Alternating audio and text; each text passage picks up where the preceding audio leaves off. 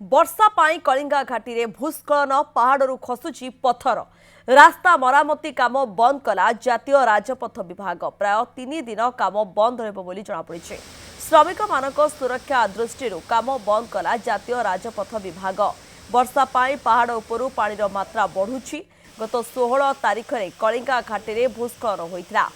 आज जाए कंधमाल जिलू गंजाम जिला को यातायात संपूर्ण बंद रही।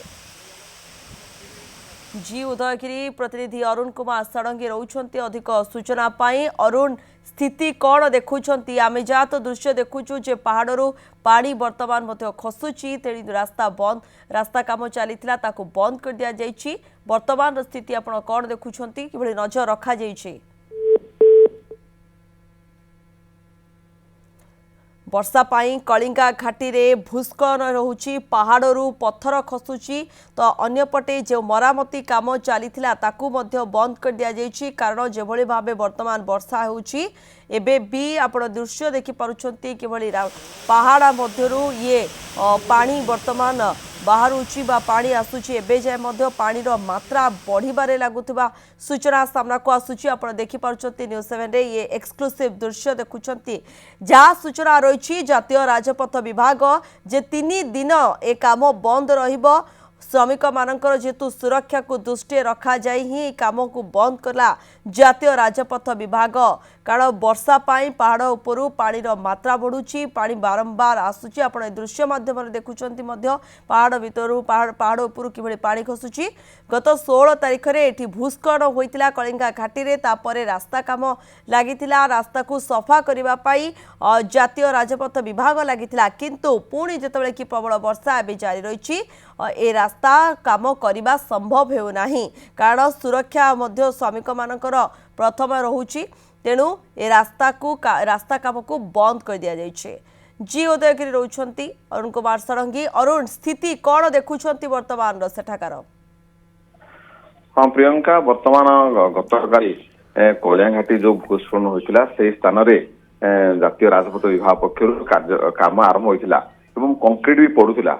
किंतु गतकाली ठारू जो प्रबल वर्षा जारी रही यही समय पहाड़ उपरू पानी परिमाण अधिक होता जहाँफल जो 6-7टी 10 फुटू 20 फुटिया जो पत्थर रही अच्छी से पत्थर 2-3 पत्थर घुंची माने से जगह टिके गड़ी जाता जहाद्वारा विपद संकुल अवस्था काम करेंगे किपरि श्रमिक मैंने एपाई जातीय विभाग पक्षर निष्पत्ति काम को 2-3 दिन बंद कर कारण पहाड़ उपर जो बड़ बड़ पत्थर अच्छी जदि कौन कारण खसी जाए तेज श्रमिक मैंने तले कम करुवे जहाद्वारा से माने जीवन प्रति विपद रही अच्छी।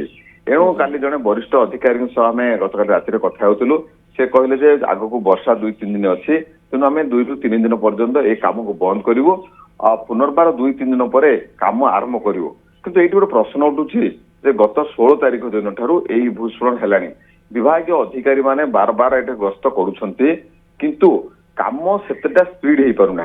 जो पत्थर खसबार द्वितीय थर जो भूस्खलन घटिला से भूस्खलन घटवार 5-6 दिन होगा किंतु से बड़ बड़ पत्थर को हटाइबा वर्तमान पर्यंत विभाग पक्षर कौन तत्परता पाई खाली कहुचे बाहर ओडिशा बाहर किसी टीम आसवे पत्थर को खसेबे किंतु जदि आम कंक्रीटा एबे तैयार करदेबा तेबे जो बड़ बड़ 10-20 फुटिया पत्थर ऊपर अच्छी जदि से पत्थर पड़े फिर भी कंक्रीट खराब हो तेणु को प्रथम पत्थर को खसाई तापर कंक्रीट कर आवश्यकता रही अच्छी किंतु विभाग पक्षर से तत्परता पाऊना। किसी जन अधिकारी रही काम कर राज्य सरकार भी गुरुत्व देवा आवश्यकता अच्छी। आग को पार्वण आसूची ये बहुत दिन धरी कंधमाल गंजाम जिला को यातायात संपूर्ण बंद हो जाए जहाद्वारा लोक मैंने ना ना असुविधार सम्मुखीन होती। आम्बुलांस 108 जीवाटा असुविधा होती। दीर्घ 40 किलोमीटर रास्ता को दीर्घ 100 किलोमीटर मिनिमम आउ 60 किलोमीटर अधिका जीवा पड़ुछि तेणु विभाग पक्षर एप्रति गुरुत्व देवार आवश्यकता रही अच्छी। जदि गुरुत्व न दि जाए तेबे लोक मैंने बहुत असुविधा दे सम्मुखीन दे गति करुछंती। अपरपक्षे जो चक्कापात हुई जो कुलाड़ भंजनगर ब्रह्मपुर कि भुवनेश्वर जाऊँगी से घाटीर अवस्था भी खराब है। से घाटी भी वर्षा हवा द्वारा से घाटी भी किसी मात्रा छोटिया छोटिया भूस्खलन होती जहाद्वारा बड़ बड़ जो डंपर रे बाली आणुले कि लोड जिनस आणुले भी प्रशासन 2-3 दिन बंद कर देती कहीं से जो चक्रवात घाटी सी भी विपद संकुल को आसला। तेणु अति शीघ्र ए काम सारिया लोक भी दाबी करछन्ती। बिल्कुल लोकंकर यातायात जेहेतु असुविधा सृष्टि होउची तेणु यथा शीघ्र किभଳି भाबे कार्य सरिबो किंतु कार्य करिया मध्य रास्ता काम करिया मध्य गोटे प्रकार संभव हे पर नाही कारण लगाण वर्षा जोकु एभଳି भाबे पहाड़ मध्यरु पानी आसुची बा भूस्खलन हबार संभावना मध्य रहउची। धन्यवाद आपनकर समस्त सूचना पाई। अरुण कुमार षडंगी रहितले प्रतिनिधि अधिक सूचना देउतले।